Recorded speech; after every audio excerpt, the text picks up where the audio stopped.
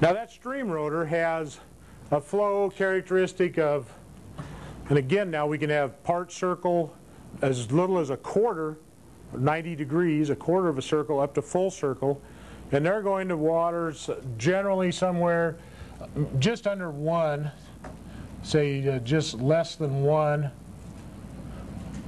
up to about 6 GPM.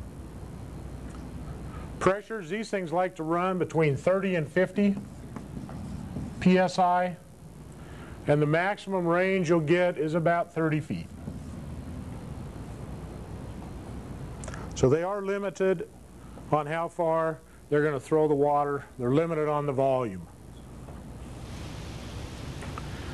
The next one would be the single stream.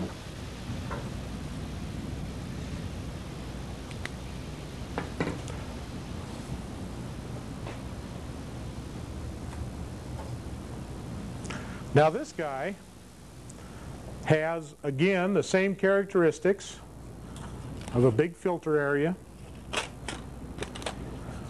Not quite as big, it pulls out of there. I can't tear this one apart like I could that one, but it has a similar gear drive, a slightly different gear drive, but similar. Is that a Hunter also? This is a Hunter, and that was a Toro. But different companies, you know, we're not preaching one company or another. We just happen to have different varieties around.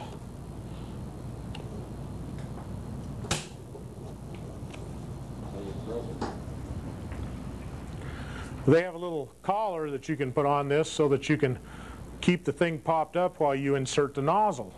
Because this one, they give you a whole choice of nozzles. And I can put standard or low angle nozzles in it, and I have quite a range of flow rates. Basically they're designed from flow rates, like from 1 to 12 gallons a minute. And so I pick the nozzle that effectively fits the desired flow that I want in my design. So we're looking at 1 to 12 gallons a minute. And again, our pressures, we generally want to be at least 30, maybe up to 60 PSI. And that 12-gallon nozzle, about 60 feet.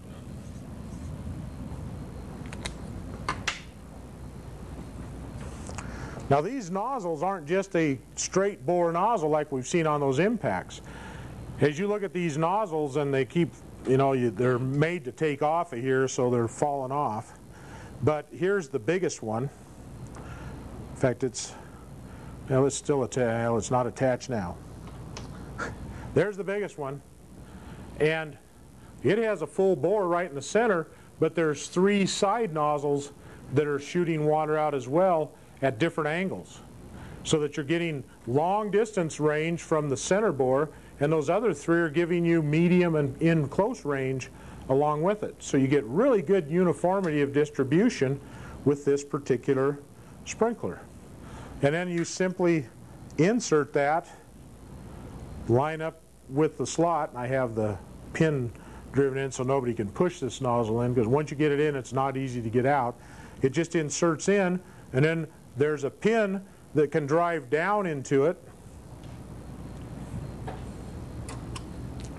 to hold it in place and also act as a diffuser.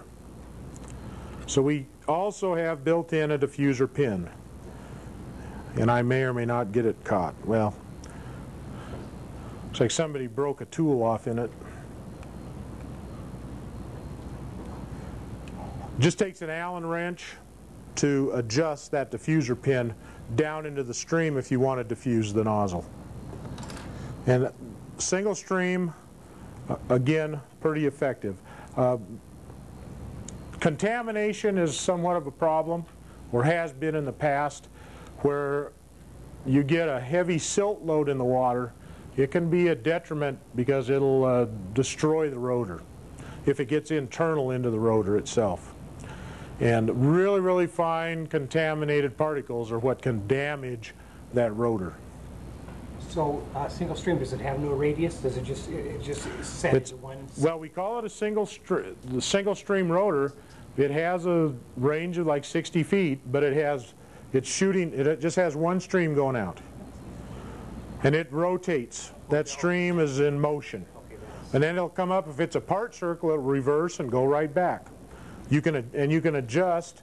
This one happens to be adjustable arc, and so we can adjust this from about 15 degrees up to about 355 degrees of arc. So we make a little bitty pie out of it up to almost a full circle. And if we want a full circle, we buy one that just does full circle. Yeah. And they all have, every company has their own little adjustment ways. This one you just put a tool in it, put it into the top of the cap, and rotate. As you rotate it, adjust how much arc it will add or subtract to the, before it hits its reverse cog in there and goes backward.